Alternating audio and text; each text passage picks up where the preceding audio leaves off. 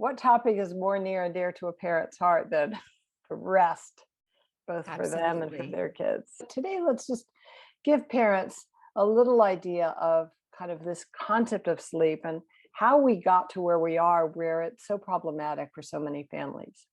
Mm. Well, so sleep is natural. That's the good news, right? Sleep is an innate biological function in the human brain. And babies and kids want to sleep. That's the good news. And we don't have to train anyone to sleep because it is an instinctual function in the brain. So sleep is natural, but the reason it looks tricky is that we all at every age have what we call sleep associations. And our habits and sleep associations around sleep are very powerful. So we have either helpful sleep associations or we have unhelpful sleep associations. This is how we kind of frame it to parents with babies and little kids. And so when we have unhelpful sleep associations, I mean, we hear from parents all the time with babies who wake up every hour, and parents are working really hard to put them back to sleep. We have kids who take an hour to fall asleep at the beginning of the night and then come into your room in the middle of the night. I mean, and when sleep is difficult, it's all you can think about. I mean, it's just, Yeah. it really stops you in your tracks. And it's such, so it feels like it's a really tricky, it takes over as your main concern, but Yeah. sleep is actually completely natural. Babies and kids want to sleep. And if we can change their habits and sleep associations, Nice. we can allow their natural sleep to take over. So all after the age of 5 months, babies and little kids want to sleep about 11 hours a night. Wow. And so it's kind of miraculous when you work with sleep associations, how you can really change that so quickly. Wow. But I 11 think the hours, reason that, that's powerful because it means yeah, that everybody's walking around shortchanged of sleep. And then we look at behavior issues and impulsivity and low tolerance for frustration. And how can you not see a correlation between a not rested body and brain and difficult, challenging behavior?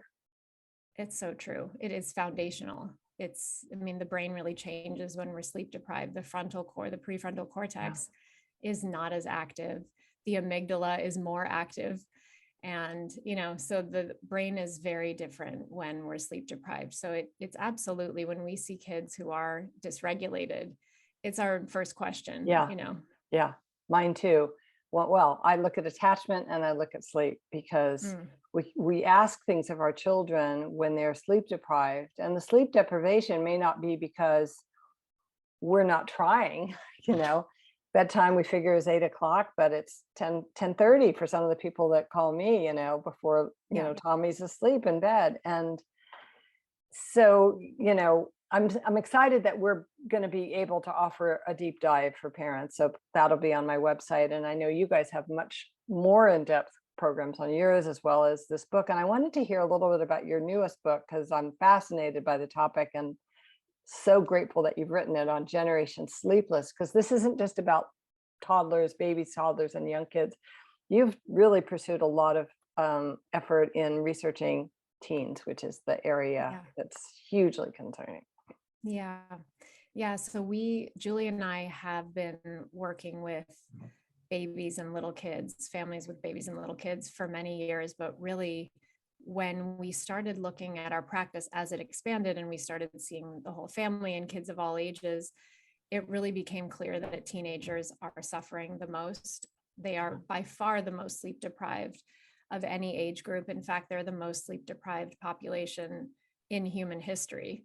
There's never been a group of individuals more sleep deprived than the modern teenager. It's truly, and it's a crisis. So, little kids, about 70% of them sleep decently on a regular school night. Adults, about 60% of us sleep decently on a regular, weekday night.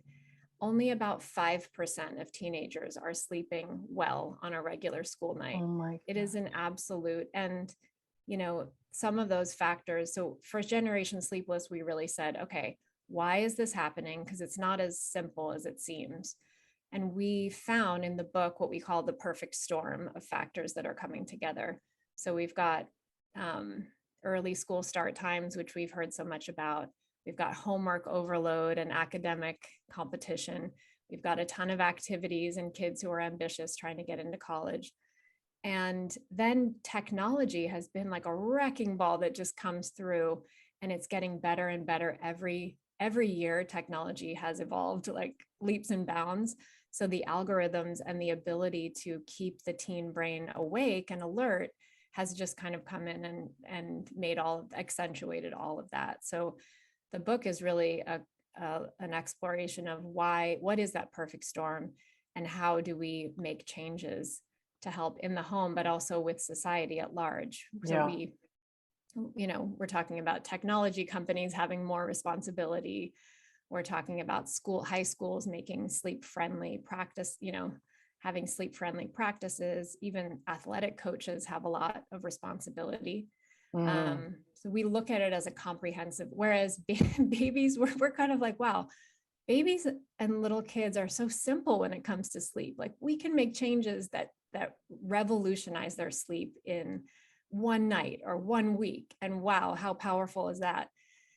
But teenagers, it is such a more entrenched and complex problem, because it's not just about your habits in the home. It's about what society expects of teenagers, and how we look at them and how we treat them. So it's very interesting. And the book, Generation Sleepless, is extremely practical, but it's also more of a look at society. Like, let's come together and help reframe how we think about teenagers. Awesome. And remember that they're also behind the wheel. Exactly. That's the time when they're starting to drive. And I know sleep deprivation mimics being intoxicated on a substance. Absolutely does. Yeah. There was a study of start times where they looked at a population before and after moving the start time by 1 hour. And the rate of teen car crashes went down by 70% when they moved the start time to a healthy start time. So, here in California, we now have that as a statewide, law, that you're not allowed to start high school before 8:30. And it's a huge part of it, the safety. We're all on the road with teenagers. Yeah. Well, it's one of the reasons I reached out to you guys to teach a class together, because this is an area I haven't focused a whole lot on. And I know a podcast is great for sharing a few tips, but I'm all about the deep dive, right? I'm all about, parents being able to ask questions and get some specific tips relevant to their situation. So glad that we'll have that available for everybody. In the meantime, let's just give, something practical. Let's say that you have a child who's afraid of the dark, or gets, has maybe a scary dream. I know you have a really sweet idea. And can you share that with everybody? Yes. So I think that this idea is, because parents, I think that the central crux is like, how do I attune to my child without overhelping? How do I help without overhelping? Because when you overhelp with sleep, you're going to see sleep issues snowball. So you're going to see, okay, well, can you lie with me for 5 minutes? Okay, can you lie with me for 10 minutes? Now so we want to be the happy sleeper approach is always about being attuned and warm and empathic, and also super clear. We're not going to let go of our expectations and routines around sleep. Right. So we want to have the win-win. And that's really the key to getting the best sleep. So if your child says they had a bad dream, which a lot of kids do, it's really, really common. What we have parents do is be empathic, say something empathic, like, I hear you. And then say, you know what, I'm going to teach you a little trick. This is what I do when I don't, like what's in my mind or what I'm thinking about. If you have a thought or you have a bad dream, just take your pillow and flip it to the other side, because that changes the channel on the dream. Or you can say, if you're lying on your right side and you have that bad thought and you don't like it, turn your body to the other side. Here, let's practice it, because that changes the channel on the dream.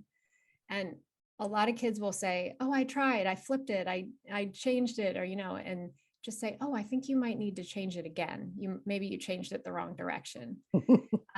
Because what you're doing is saying, I believe that you have the ability to manage your own thoughts. I'm going to give you some ideas, but ultimately you can control, you have some ways of managing your own thoughts and feelings. I'm going to Yes. give you some ideas, and then I'm going to say night night, I'll see you in the morning. So that's the tip. That's a really common one, especially at bedtime. I love that. And I'm so excited to do the class where we get to kind of pile up, because each one of these little ideas, if they're implemented in a place from a place of connection and warmth and empathy, as you said, not turn your pillow over, buddy. Right, Let's exactly. that they not only help the child deal with that particular experience, but they're so empowering. You mean I don't have to believe or be mired in every thought that comes into my brain? You mean I have some agency here and I'm not at the mercy of that dark tunnel that's beckoning? And so thank you for that. That's great. Well, I look forward to continuing to work with you guys. And thank you for this work, because as I said, it's so fundamental. It's often one of the first questions I ask a parent of a child who's chronically misbehaving is, are they rested? And we just need our rest. So thank you very much, Heather. Yeah, I'm really looking forward to talking more. Yay. So I hope you guys enjoyed our conversation. And if you want to join us, visit susanstiffelman.com. We're going to help you have more rest. If you're finding these podcasts useful or inspirational or helpful, please feel free to leave a rating or a review. It just takes a second. We've reached hundreds of thousands of parents, and it's largely because you're sharing these the link to the series with your friends and community. So many, many thanks for that. You can also hit the subscribe button and you'll get notified as soon as there's a new episode. Remember to stay in touch with everything that we're up to at susanstiffelman.com. There's a free newsletter, a lot of inspiration, a lot of free support, and cool things that we're doing all the time. So before we wrap up, thank you again, Heather, and in spirit, Julie. And just want to invite you all to kind of take a moment, maybe put your hand on your heart and just take a breath. Acknowledge yourself for showing up here, for wanting to grow and learn as a parent. It's so powerful. You have no idea. It's not just you and having maybe a better time in your own household, but collectively, we are going to change the world by raising warm, confident, compassionate young people. And that's what we're all about. So that's it for today. Remember, no matter how busy life gets, look for those moments of sweetness and joy. Stay well and take care, and I'll see you next time.